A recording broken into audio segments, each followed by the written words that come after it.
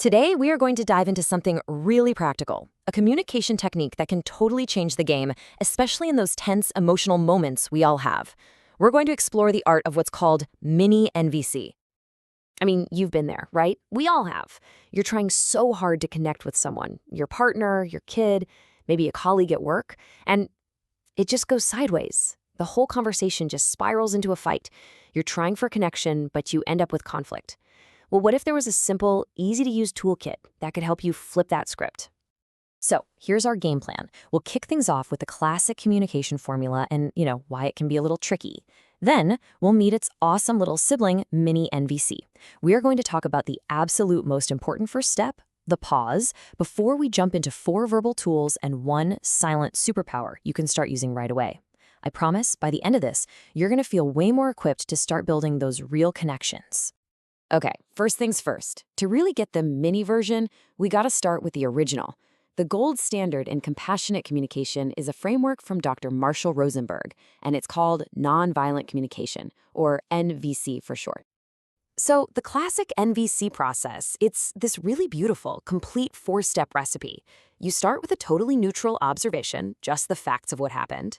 Then you share the feeling it sparked in you. After that, you connect that feeling to a universal human need, and you finish up by making a super clear request. It's designed to be this perfect full-circle way to have an empathetic conversation. But here's the reality check. In the heat of the moment, when your teenager is pushing all your buttons or you're in a stressful meeting, trying to spit out a perfect 4-part sentence, it can feel, kind of weird, a little robotic even. And ironically, it can actually get in the way of the very connection you're trying to build. And that is exactly where Mini NVC comes in. It's the elegant, practical answer to this problem. It takes all the heart and soul of NVC and makes it work for messy, real life. So what is it? Simply put, Mini NVC is just a shorter, much more flexible version of that big 4-step process. It's all about grabbing just 1 or 2 of those key ingredients, like a feeling and a need, and using them to get your point across with honesty and empathy. The best part? It sounds and feels like you. It's quick, it's gentle, and it is shockingly effective. Okay, this example just nails the difference. Picture this. Your teenager storms off and slams their bedroom door. The full NVC version, while it's technically correct, might sound a little clinical. It might not land so well. But the Mini NVC version? I'm feeling hurt. Can we talk about what's going on? Wow. It's short, it's real, and it comes straight from your heart. It invites a conversation instead of starting another fight. That's the power of keeping it simple. Now, before we even get into the words you're going to use, we have to talk about the foundation. I'm not kidding, this is the single most important part of the entire practice, and it happens before you even open your mouth. It's all about the mindful pause. Seriously, that's it. Just breathe. The second you feel that wave of frustration or anger or hurt, the very first thing you do is take 1 slow, deep, mindful breath. That tiny action creates this little pocket of space between what happened and how you respond. And it's in that space that you find the power to choose connection instead of just reacting. Okay, so you've taken that all-important breath. Now what? What do you actually say? Let's open up the Mini NVC toolkit.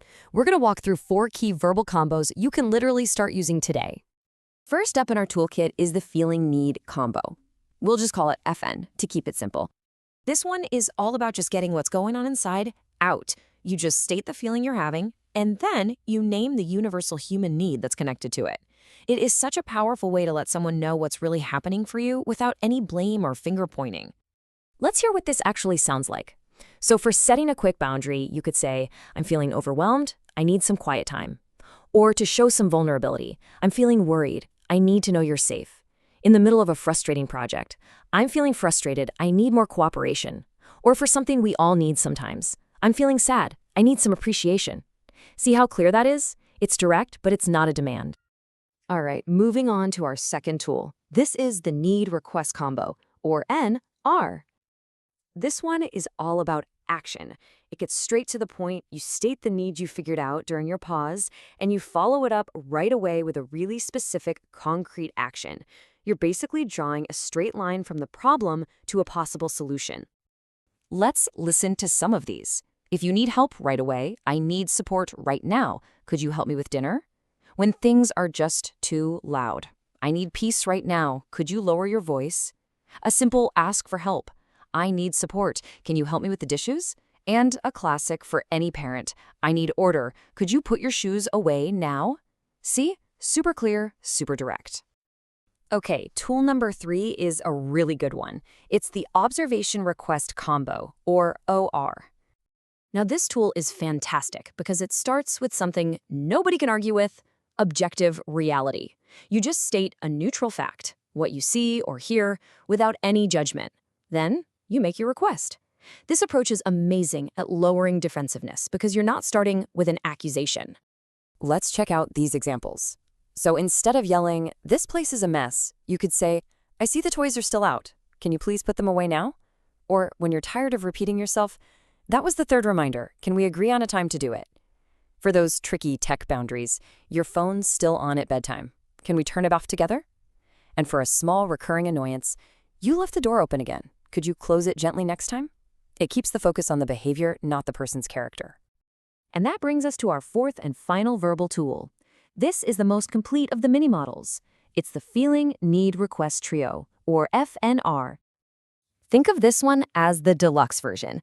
It's a little longer, sure, but it's so powerful because it gives the other person the whole story: what you're feeling, why you're feeling it, the need, and exactly what they can do to help. It's a beautifully complete and compassionate message. Let's hear how these 3 pieces fit together. For a quiet boundary, I'm feeling overwhelmed. I need some peace. Could you play more quietly for a while? That safety check-in. I'm feeling worried. I need to know you're safe. Can you message me when you arrive? When you need a hand, I'm feeling frustrated. I need more cooperation. Would you be willing to help with the dishes now? And for a really tough moment, I'm feeling hurt. I need to feel respected.